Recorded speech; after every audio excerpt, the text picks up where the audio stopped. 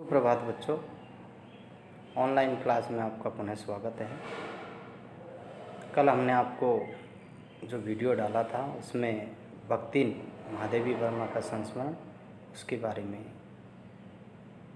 75 पृष्ठ तक पढ़ाया। आज उसके आगे 76 से अगला वीडियो आपको उसमें बताने जा रहा हूँ मैं कि महादेवी वर्मा ने भक्तिन जैसी एक संघर्षशील नारी के जीवन का चित्र खींचा है और हम इसको एक मुख्य तौर पर हम देखते हैं। कल तक हमने इसमें पढ़ा था कि किस प्रकार से महादेवी वर्मा ने भक्तिन के जीवन चरित्र को उद्घाटित किया। अब तक हमने पढ़ा कि महादेवी वर्मा ने बताया है कि भक्तिन के कैसे उनका माता पिता, किस प्रकार से उनकी बेटियों के साथ में अन्याय अत्याचार हुआ और किस प्रकार से भक्तिन महादेवी के जीवन में आई। आगे हम देखते हैं कि भक्तिन का स्वभाव कैसा था। भक्तिन का जो स्वभाव है उसमें दोनों प्रकार के गुण थे, अच्छे भी थे और बुरे भी थे। और यहाँ पर महादेवी वर्मा ने उनके गुणों के और दुर्गुणों के बारे में भी चर्चा की है। ऐसा नहीं है कि भक्तिन के अंदर गुणी गुण थे, दुर्गुण भी थे। जैसे कई प्रकार के उदाहरण भी दिए महादेवी वर्मा ने। सत्यवादी हरिश्चंद्र का दिया, युधिष्ठिर का नरवा कुंजरों का दिया और साथ ही बताया है कि महादेवी वर्मा ने उनके जीवन को किस प्रकार से बदला है। महादेवी वर्मा ने बताया है कि उनके कपड़े, रुपए, पैसे इधर उधर बिखर जाते तो वो समेट करके रख देती। अगर कोई उनसे वाद विवाद करता तो वो शास्त्रार्थ भी कर बैठती थी। ज़्यादा पढ़ी लिखी नहीं थी, गांव की देहातिन स्त्री थी, लेकिन समझदारी और कर्तव्यनिष्ठता उनके अंदर भरपूर मात्रा में थी। तो इस प्रकार से उनका स्वभाव सभी प्रकार की विशेषताओं को लिए हुए था। आगे हम देखते हैं कि किस प्रकार से महादेवी वर्मा ने उनके स्वभाव की अगली जो विशेषता है वो बताई है। तो इसके आगे हैं महादेवी वर्मा के प्रति भक्तिन का सेवा भाव। अब हम इसमें देखेंगे कि किस प्रकार से महादेवी वर्मा के प्रति भक्तिन का सेवा भाव था। इसमें हम देखेंगे कि महादेवी वर्मा ने उनकी पढ़ाई लिखाई के बारे में भी जिक्र किया है कि जो वो पढ़ाई लिखाई करती थी तो ए ई आ को बड़े अच्छे तरीके से घूम करके और उसका पढ़ने का भी जिक्र किया है। भले ही वो पढ़ने में मंद बुद्धि थी, लेकिन टिप्पणी टिप्पणी और एक तरीके से अच्छी तरीके से वो जानती थी। एक बार महादेवी वर्मा ने बताया है कि लेखिका को हमने अंगूठा लगाने की बजाय सिग्नेचर के लिए बोला तो उन्होंने पढ़ाई लिखाई भी शुरू की। अगला है स्लाइड, इसमें हम देखेंगे कि किस प्रकार से महादेवी वर्मा ने उनके जो सेवा भाव है उसके बारे में बताया कि महादेवी वर्मा की कैसे वो सेवा करती थी। और इसमें उन्होंने बताया है कि महादेवी वर्मा के जो छात्रावास में जब रहती थी महादेवी वर्मा, तो उनकी किताब कॉपियों को रखना, उनके पशु पक्षियों की देखभाल करना और साथ ही साथ पुस्तकों को बांध करके रखना, कोई अधूरे चित्र को कोने में रख करके कभी रंग की प्याली घोल करके और उसको एक तरीके से कलरफुल बनाना। इसके अलावा कई प्रकार की जो उनकी जो सेवा है वो करती थी। हमेशा कहीं न कहीं कोई न कोई कमी महादेवी वर्मा के सामान से जुड़ी तो उसे वो पूरा करते थी। हमेशा उनकी जो आँखें हैं वो महादेवी वर्मा की सेवा में लगी रहती थी और इस प्रकार से उन्होंने उसकी जो सेवा भाव का परिचय है वो दिया। इसके आगे हम देखते हैं कि लेखिका के प्रति भक्तिन की भक्ति भावना और लेखिका के प्रति उनकी जो भक्ति भावना वो किस प्रकार की थी। तो आइए हम देखते हैं इस वीडियो में कि किस प्रकार से वो उनकी सेवा भाव है वो करती थी। तो जिस प्रकार से उन्होंने उल्लेख किया है कि युद्ध को देश की सीमा में बढ़ते देख जब लोग आतंकित होते हैं तब भक्तिन के दो दामाद उसके नाती को लेकर बुलाने पहुँचे। तो इस तरीके से कहने का मतलब भक्तिन का जो स्वभाव था वो कहीं न कहीं महादेवी वर्मा के जीवन को प्रभावित वो कर रहा था। तो इस प्रकार से यहाँ पर भक्तिन की जो भक्ति भावना है वो देखी जा सकती है कि उनका वो रख रखाव करती थी, उनका एक तरीके से पालन पोषण करती थी। महादेवी जी ने ये भी बताया है कि उनका परिवार जब उस शहर में आकर के रहा तो भक्तिन से उन्होंने अपने परिवार से मिलाने के लिए भी कहा। एक स्त्री के संघर्ष को किस प्रकार से इसमें उन्होंने उद्घाटित है वो किया है। क्योंकि बच्चों इस तरीके से पूरे हम वीडियो को अगर एक लाइन पढ़ेंगे तो इसमें थोड़ा सा समय लगेगा, ये आप लोग अपने घर इसको पढ़ सकते हो। तो किस प्रकार से महादेवी वर्मा ने भक्तिन के जीवन को इसमें उद्घाटित किया। कई प्रकार के ऐसे रहस्य थे जिनको एक तरीके से उन्होंने इसमें दिखाया है। जिस तरीके से भक्तिन और मेरे बीच सेवा स्वामी का संबंध है, ये कहना कठिन है, क्योंकि ऐसा कोई स्वामी नहीं हो सकता है जो इच्छा होने पर भी सेवक को अपने सेवा भाव से हटा न सके। ऐसा कोई सेवक भी नहीं सुना गया जो स्वामी के चले जाने का आदेश पाकर अवज्ञा से हंस दे। तो इस तरीके से पूरी तरीके से वो सेवा करती थी उनको हमेशा खुश रखती थी, हमेशा एक तरीके से महादेवी वर्मा के समक्ष वो तत्पर रहती थी।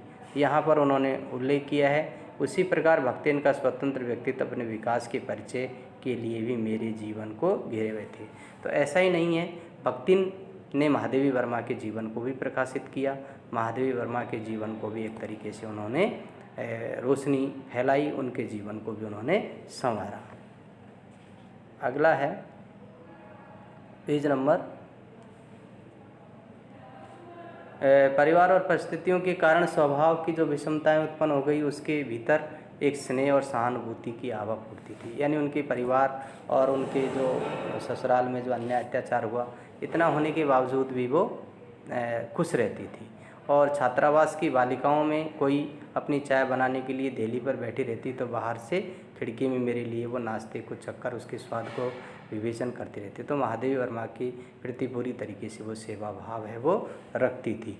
यहाँ तक कि जितनी भी जो जीवन में परिस्थितियाँ आती, महादेवी वर्मा के भक्ति ने एक तरीके से उसको सहर्ष उनको स्वीकार करके अपना कर्तव्य समझती थी।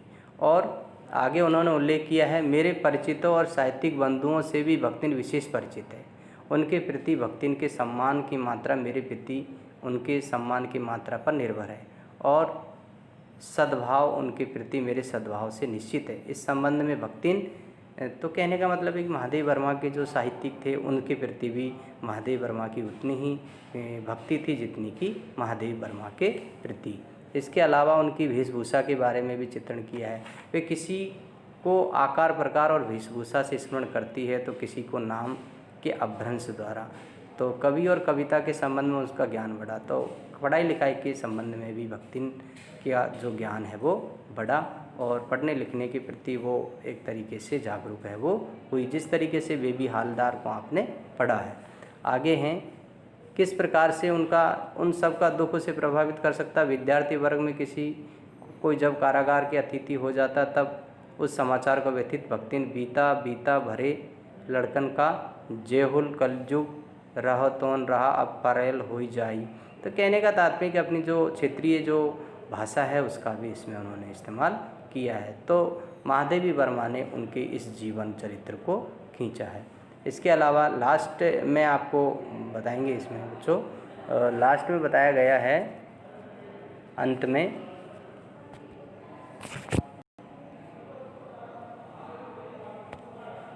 में इसमें बताया गया है कि किस प्रकार से भक्तिन जो है वो अपने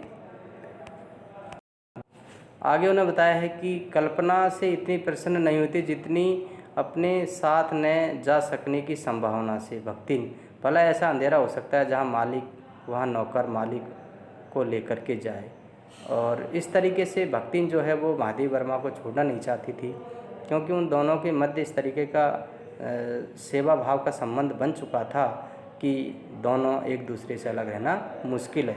तो महादेवी वर्मा के जीवन को उन्होंने प्रभावित किया। अंत में मैं प्राय सोचती हूँ कि जब ऐसा बुलावा आ पहुँचेगा जिसमें न धोती साफ करने का अवकाश रहेगा, न सामान बांधने का, न भक्तिन को रुकने का अधिकार होगा, न मुझे रोकने का। तो कहने का तात्पर्य है कि तब चिर विदा के अंतिम क्षणों में वह देहातीन वृद्धा क्या करेगी और मैं क्या करूँगी। तो इस तरीके से वो वृद्ध हो चुकी थी और उनके जाने का जो दुख जो महादेवी वर्मा को भी था। तो इस तरीके से महादेवी वर्मा ने इस भक्तिन के जीवन का जो चित्र खींचा है वो कई प्रकार से इसमें उल्लेख उन्होंने किया है। आगे हम इसके प्रश्न अभ्यास पर चर्चा है वो करते हैं। इसका पहला प्रश्न है, भक्तिन अपना वास्तविक नाम लोगों से क्यों छुपाती थी? भक्तिन को ये नाम किसने और क्यों दिया होगा? तो भक्तिन ये जो नाम है वास्तविक उनका नाम था, जैसे पहले आपको बताया कि भक्तिन का वास्तविक बचपन का नाम था लक्ष्मी, और लक्ष्मी नाम को वो इसलिए छुपाती थी क्योंकि वो बहुत गरीब थी, क्योंकि उसके पास धन दौलत नहीं थी। यथा नाम तथा गुण जो है वो नहीं था। नाम था लक्ष्मी लेकिन बहुत ही ज़्यादा गरीब और दरिद्र थी। सब कुछ उसके परिवार में होते हुए भी एक तरीके से उनके देवर है, उनके ससुराल वालों ने उनसे छीन लिया कई प्रकार के षड्यंत्र रच करके। और भक्तिन को ये नाम किसने, ये भक्तिन को नाम महादेवी वर्मा ने दिया। और क्यों दिया होगा? इसलिए दिया होगा क्योंकि उनकी सेवा भाव को उन्होंने देखा होगा कि ये कर्तव्यनिष्ठ महिला है। दूसरा प्रश्न है, दो कन्या रत्न पैदा करने पर भक्तिन पुत्र महिमा में अंधी अपनी जेठानियों द्वारा घृणा व अपेक्षा का शिकार बनी। ऐसी घटनाओं से ही अक्सर यह धारणा चलती है कि स्त्री ही स्त्री की दुश्मन होती है। क्या इससे आप सहमत हैं? देखिए, हम इस बात से सहमत नहीं हैं, क्योंकि आज का युग परिवर्तनशील है। आज के ज़माने में लड़के और लड़कियों में कोई भेदभाव नहीं किया जाता है। ये पहले और पुराने और ग्रामीण और आडंबर युक्त समाज की बातें हैं, जहाँ पर इस तरीके से स्त्री स्त्री से घृणा करती है। आजकल कई लोगों के एक एक कन्याएं हैं, उसी से एक तरीके से वो भी लड़कों से कम नहीं हैं। हम एक तरीके से इस धारणा से सहमत नहीं है। ऐसी धारणा अगर किसी के मन में है तो वो हमें नहीं रखनी चाहिए। हमें इस जिस युग में हम जी रहे हैं वो युग में इस तरीके की कोई विचारधाराएं सामने नहीं आती है। आपके अनुसार और भी कोई इसका उत्तर हो सकता है। प्रश्न नंबर 3, भक्तिन की बेटी पर पंचायत द्वारा जबरन पति थोपा जाना एक दुर्घटना भर नहीं बल्कि विवाह के संदर्भ में स्त्री के मानवाधिकार, इसकी स्वतंत्रता को कुचलते रहने की सदियों से चली आ रही सामाजिक परंपरा का प्रतीक है। कैसे? देखिए, ये जो पुराने मैंने बताया है कि ये ग्रामीण देहाती इलाकों की बातें हैं, और पंचायत के द्वारा भक्तिन की जो लड़की है उस पर जबरन पति थोपा जाना एक दुर्घटना नहीं बल्कि विवाह के। तो आज अगर इस तरीके से है तो हमारी न्यायपालिका है और मानव अधिकार और सबको स्वतंत्रता है अपना पति चुनने की। और इस तरीके से सदियों से चलने वाली जो सामाजिक परंपरा का प्रतीक है, समाज में इस तरीके से होता है क्योंकि समाज के लोग जो है प्रमाण और साक्ष्यों को देखते हैं। उन्होंने भी वही देखा कि भक्तिन और उसका वो जो पागल जो लड़का है वो एक कोठरी में बंद थे, तो उन्होंने यही सोचा कि अगर इनकी शादी नहीं हुई तो समाज में इनको दर्जा नहीं दिया जाएगा। लेकिन आज ऐसा नहीं है। आज समाज और सब चीज़ें बदल चुकी है, नियम कानून वगैरह है, वो एक सामाजिक परंपरा का प्रतीक है, लेकिन इसको हम मान्यता नहीं देते हैं। आप अपने अनुसार भी इसका उत्तर दे सकते हैं। प्रश्न नंबर 4 है, भक्तिन अच्छी है ये कहना कठिन होगा क्योंकि उसमें दुर्गुणों का अभाव नहीं। लेखिका ने ऐसा क्यों कहा होगा? तो देखिए, लेखिका ने ऐसा उनकी सेवा भाव को देखते हुए कहा है कि भक्तिन अच्छी है ये कहना कठिन होगा क्योंकि उसमें दुर्गुणों का अभाव नहीं है, क्योंकि उसके अंदर ज़्यादा दुर्गुण नहीं है। वो पूरी तरीके से कर्तव्यनिष्ठ, ईमानदार और सेवा भाव से उनकी सेवा और उनकी नौकरी है वो करती थी। और वैसे तो देखा जाए तो सभी प्रकार के गुण होते हैं। युधिष्ठिर ने भी झूठ का सहारा न लेकर के नरवा कुंजरो अर्थात अश्वत्थामा मारा गया, मनुष्य या हाथी, इसका उन्होंने कोई उल्लेख नहीं किया। लेकिन गांधी जी ने भी उल्लेख किया है कि अगर किसी सत्य को या लोगों की जान बचाने के लिए या किसी समूह के हित के लिए झूठ बोला जाए तो वो झूठ नहीं होता है। तो हम ये कह सकते हैं कि महादेवी वर्मा ने इसलिए कहा होगा क्योंकि वो पूरी तरीके से सेवा भाव के प्रति कर्तव्य निष्ठ थी। प्रश्न नंबर 5 है, इसमें भक्तिन द्वारा शास्त्रार्थ के प्रश्न को सुविधा से सुलझा लेने का क्या उदाहरण लेखिका ने दिया? तो लेखिका ने दिया है कि जब वो शास्त्रार्थ करती तो इस प्रकार के पुराने जो पौराणिक कथाओं का उदाहरण दे करके उसको सुलझा देती थी। जैसे कि सत्यवादी हरिश्चंद्र का उदाहरण दिया उन्होंने, जैसे कि युधिष्ठिर का उदाहरण दिया, जैसे उन्होंने कहा कि जैसे मूंड को मुड़ाने से कोई विद्वान या ज्ञानी नहीं बन जाता है, ठीक उसी प्रकार से महादेवी वर्मा ने भी ये बताया है कि भक्तिन जो है वो भले ही अनपढ़ और देहातिन थी, लेकिन उसके अंदर ज्ञान जो था पौराणिक ज्ञान था और हमारे संस्कृति के बहुत सारे ऐसे उदाहरण उसको आते थे। प्रश्न नंबर 6, भक्तिन के आ जाने से महादेवी अधिक देहाती कैसे हो गई? क्योंकि ये जानते हो कि स्वभाव का और वातावरण का प्रभाव पड़ता है। जब भक्तिन के जीवन महादेवी के जीवन में भक्तिन आई तो महादेवी ने भी देहाती शब्दों का ज्ञान ग्रहण किया। बहुत सारे उनके खाना पीना है, उनका रहन सहन है, उनकी वेशभूषा है, उनका बोलचाल है, इनसे उन्होंने एक तरीके से इसमें बहुत सारी चीज़ें हैं वो सीखी। इसीलिए महादेवी वर्मा भी देहाती हो गई थी। यानी उनको भी जैसे कि हम किसी हमारे पड़ोस में कोई देहाती है और हम ग्रामीण है तो हम शहरी है तो बहुत सारे जो गुणों को हम ग्रहण उससे करते हैं। तो महादेवी की उन्होंने नौकरी की, बहुत सारे शब्दों को ग्रामीण शब्दों को महादेवी ने अपनाया, बहुत सारे खाने पीने के तौर तरीके अपनाए। इन सब को देखते हुए कह सकते हैं। बच्चों आज के लिए बस इतना ही, धन्यवाद। और अगर किसी प्रकार से ये समझ में नहीं आई तो पुनः भी आप लोग इसके बारे में चर्चा है वो व्हाट्सएप के ज़रिए कर सकते हैं।